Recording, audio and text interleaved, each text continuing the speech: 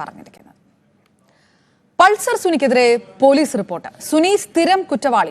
റിപ്പോർട്ടിന്റെ അടിസ്ഥാനത്തിൽ നടിയെ ആക്രമിച്ച കേസിൽ സുനിയുടെ ജാമ്യം റദ്ദ് ചെയ്യണമെന്ന് ആവശ്യപ്പെടും. കുറുപ്പംപടി പോലീസാണ് ക്രൈംബ്രാഞ്ചിന് റിപ്പോർട്ട് നൽകിയത്. പെരുമ്പാവൂരിൽ ഹോട്ടലിൽ അതിക്രമം നടത്തിയ കേസിന്റെ പശ്ചാത്തലത്തിലാണ് റിപ്പോർട്ട് നൽകിയത്. ഡാനി പോൾ ചേർന്നു. ഡാനി, നടിയെ ആക്രമിച്ച കേസിന്റെ വിചാരണയൊക്കെ ഈ നിർണായക ഘട്ടത്തിൽ എത്തി നിൽക്കുമ്പോൾ ഇത്തരത്തിലുള്ള റിപ്പോർട്ട് അത് ഏത് സ്വാധീനമാണ് കേസിൽ ഉണ്ടാക്കുക?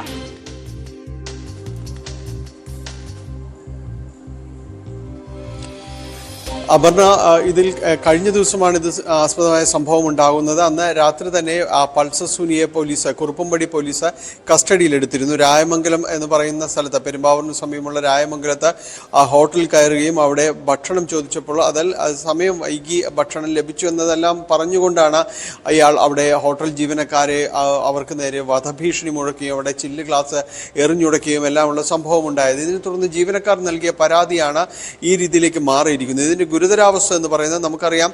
പൾസർ സുനിക്ക് ജാമ്യം ലഭിക്കുന്നത് സുപ്രീം കോടതിയിൽ നിന്നാണ് ലഭിക്കുന്നത്. കർശനമായ ജാമ്യ വ്യവസ്ഥകളടക്കം, ആൾജാമ്യവും മറ്റു വ്യവസ്ഥകളടക്കമുള്ള കാര്യങ്ങളുണ്ടായിരുന്നു. മറ്റ് കുറ്റകൃത്യങ്ങളിൽ ഏർപ്പെടരുതെന്നടക്കമുള്ള പരാമർശങ്ങളടക്കം നടത്തിയിരുന്നു. ഇതിന്റെ ഉപാധികളോടുകൂടിയാണ് ഇയാൾക്ക് ജാമ്യം ലഭിക്കുകയും ചെയ്യുന്നത്.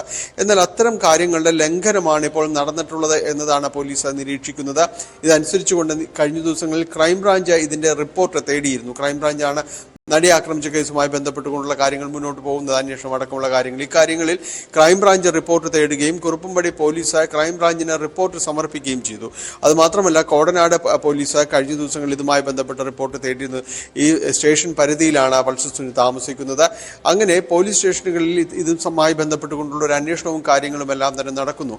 ക്രൈംബ്രാഞ്ച് ഈ റിപ്പോർട്ട് പ്രോസിക്യൂഷന്, നടിയെ ആക്രമിച്ച കേസുമായി ബന്ധപ്പെട്ടുകൊണ്ട് പ്രോസിക്യൂഷന് ഈ റിപ്പോർട്ട് കൈമാറുമെന്നാണ് മനസ്സിലാക്കുന്നത്. പോലീസിന്റെ റിപ്പോർട്ടിൽ ഗുരുതരമായ പരാമർശമുള്ളത് പൾസർ സുനി എന്ന് പറയുന്ന സുനിൽകുമാർ സ്ഥിരം ഒരു കുറ്റവാളിയാണ് എന്ന രീതിയിൽ തന്നെയാണ് പരാമർശമുള്ളത്.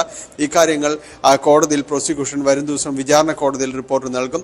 കഴിഞ്ഞ ദിവസം ഇന്നലെ ആയിരുന്നു ഈ വിചാരണയുമായി ബന്ധപ്പെട്ടുകൊണ്ട് കോടതിയിൽ ഹാജരാകേണ്ട ഒരു ദിവസം കൂടിയായിരുന്നു സുനി ഇന്നലെ. എന്നാൽ അത് ഹാജരാകാൻ കഴിഞ്ഞില്ല.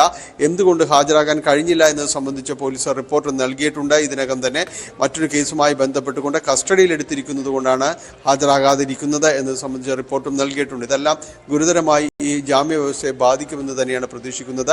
വരും ദിവസം വിചാരണ കോടതിയിൽ പ്രോസിക്യൂഷൻ ഇത് അവതരിപ്പിക്കും. ഈ മറ്റൊരു കേസിൽ ഉൾപ്പെട്ടിരിക്കുന്നു എന്നതടക്കമുള്ള കാര്യങ്ങൾ കൂടി പ്രോസിക്യൂഷൻ അവതരിപ്പിക്കും. എന്തായാലും അത് ജാമ്യ വ്യവസ്ഥകളടക്കം ബാധിക്കാനുള്ള സാധ്യത വളരെ സജീവമാണ്. അപർണ, തീർച്ചയായിട്ടും ജാമ്യ വ്യവസ്ഥയെ പോലും ബാധിക്കാവുന്ന രീതിയിലേക്ക് കൂടിയാണ് പോലീസ് റിപ്പോർട്ട് നൽകിയിരിക്കുന്നത്. വീണ്ടും സെക്രട്ടേറിയറ്റ് പടിക്കൽ ആശാ വർക്കർമാരുടെ സമരം നടക്കുന്നു. സമരം നടത്തുന്ന ആശാമാർക്ക് അന്ത്യശാസനമാണ് സർക്കാർ നൽകിയിരിക്കുന്നത്. ആശമാർ ജോലിയിൽ തിരിച്ചു കയറണമെന്നാണ് ദേശീയ ആരോഗ്യ മിഷൻ സംസ്ഥാന ഡയറക്ടറുടെ നിർദ്ദേശം. ജോലിയിൽ പ്രവേശിക്കാത്തവർ പകരം സംവിധാനം ഏർപ്പെടുത്തണം. കാലതാമസം നേരിട്ടാൽ തൊട്ടടുത്ത വാർഡിലെ ആശാപ്രവർത്തകയ്ക്ക് അധിക ചുമതല നൽകണം. ജനങ്ങൾക്ക് സേവനം മുടക്കുന്നില്ലെന്ന് മെഡിക്കൽ ഓഫീസർമാർ ഉറപ്പാക്കണമെന്നുമാണ് NHM ഡയറക്ടറുടെ നിർദ്ദേശം.